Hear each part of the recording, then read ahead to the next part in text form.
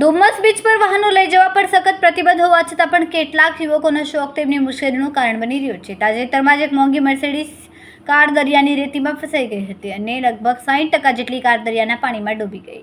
આ કાર સુરતના ગોરધોડ રોડના ગ્રીન એવન્યુ વિસ્તારમાં રહેતા 18 વર્ષીય શેજાન સલીમ ચાંબડિયાની હોવાનું બહાર આવ્યું. પોલીસે તપાસ હાથ ધરી ત્યારે જાણવા મળ્યું કે શેજાન કાર બીચ પર લઈ જઈને તેમાં સ્ટન્ટ કરી રહ્યો હતો. સ્ટન્ટ દરમિયાન કાર દરિયાની રેતીમાં ફસાઈ ગઈ અને લક્ઝરી કારને ભારે નુકસાન થયું હતું. ડુમસ પોલીસે તાત્કાલિક કાર્યવાહી કરીને શેજાન ચાંબડિયાની ધરપકડ કરીને કાયદેસરની કાર્યવાહી શરૂ કરી છે. સાથે જ પોલીસ દ્વારા વીમા કંપનીને રિપોર્ટ મોકલીને કારના ઇન્સ્યોરન્સ ક્લેમને મંજૂરી ન આપવા માટે પણ સૂચના આપવામાં આવી છે. પોલીસે નાગરિકોને ચેતવણી આપી છે કે બીચ પર વાહન લઈ જવું કાયદેસર ગુનો છે. આવા કૃત્ય કરતા વ્યક્તિઓ સામે કડક કાર્યવાહી કરવામાં આવશે.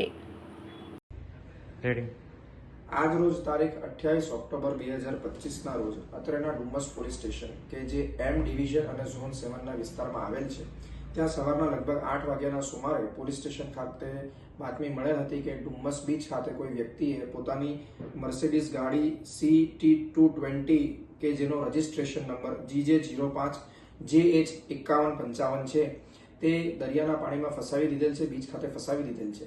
આ પ્રકારની માહિતી મળતા ડુમસ પોલીસે ત્વરિત કાર્યવાહી કરી બીચ ખાતે પહોંચી આ ગાડીને સૌપ્રથમ બહાર કાઢવાની તજવીજ કરી હતી. ત્યારબાદ વાહન સાથે હાજર ચાલક કે જેનું નામ શેજાન સલીમ ચામડિયા છે, જેની ઉંમર 18 વર્ષ છે તથા તે ગ્રીન એવન્યુ ગોરધોડ રોડ ખાતે રહે છે અને BA ફર્સ્ટ યરમાં અભ્યાસ કરે છે, તેની અટક કરી હતી.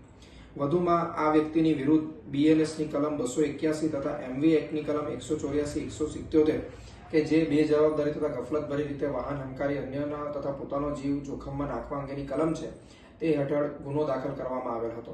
એટલું જ નહીં પરંતુ ભવિષ્યમાં આ પ્રકારની વ્યક્તિઓ આવું બેજવાબદારીભર્યું કૃત્ય ન કરે એ હેતુથી આ ગાડીનો જે કંપનીનો વીમો છે તે કંપનીને પણ જાણ કરવામાં આવેલ છે તથા આ વ્યક્તિનું લાયસન્સ કેન્સલ કરવા અંગે RTOને પણ રિપોર્ટ કરવામાં આવેલ છે.